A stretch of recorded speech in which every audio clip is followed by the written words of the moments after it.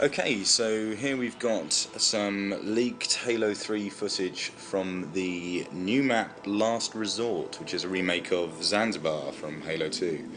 Obviously this footage isn't the greatest of quality, and as you can see certain bits have been blocked out in order to try and save this Microsoft staffer's job.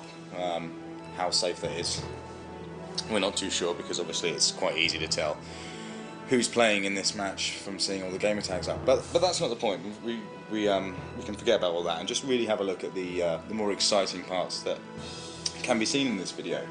I think first of all, really what it shows us is the new energy shield deployable power-up, which we've obviously seen about in the latest documentaries and things.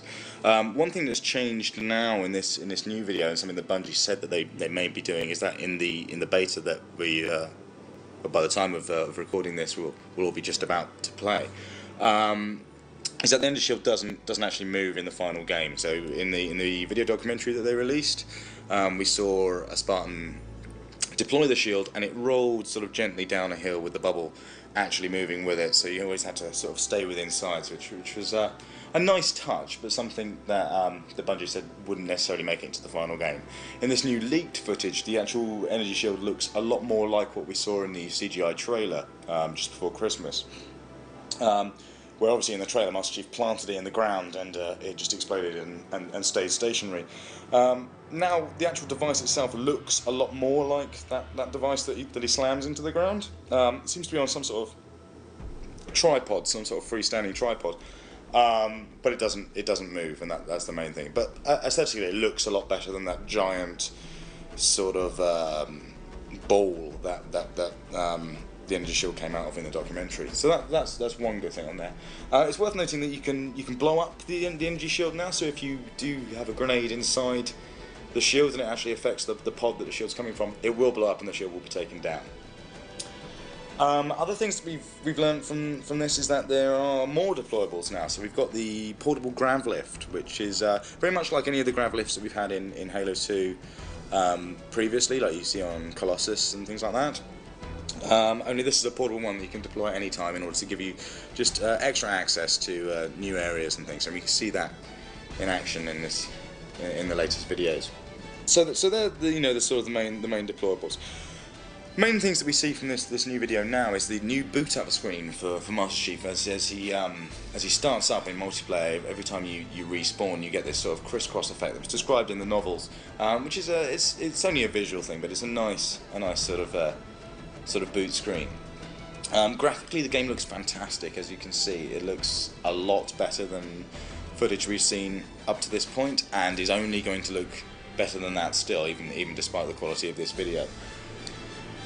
The level of detail in the map has also been ramped up a hell of a lot over the previous Halo 2 incarnation of Zanzibar. So we've got all of this beautiful HDR lighting, which may or may not be final in the video that we're seeing here, and also the water effects. Obviously, Bungie have been going on about a great deal.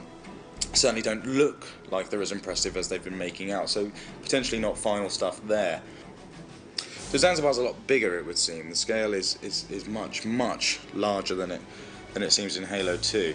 And there's been a few tweaks to the map. It still looks and is still recognisable as Zanzibar, but certainly from within inside the actual base, it seems a lot bigger. So you've got a lot more machinery going on. It's not places you can actually go, but you can see that it certainly looks nicer and has a lot of visual flair to it. There's new ways into the base now, so we've got a one-way sort of warthog entrance, as well as the standard gate that's operation is controlled by the switch upstairs in the base. Now the player we're watching here is obviously not doing too well at the game, but bear in mind he's more showing us the map and a few of the features than anything else. We see a new power-up that we don't really know much about called the Power Drainer, which basically looks like a big sort of EMP grenade type thing. We don't see it in action in this video, but we do see someone collect it and it pops up on screen. It appears to be it's another deployable, very much like the landmines and the bubble shield and portable grav lift, but it's essentially like a giant EMP that just takes down the shields of everyone within the area at the time. That's it's an exciting prospect, and really be interesting to see how that balances with regards to things like the plasma pistol, which obviously is a shield destroyer in itself.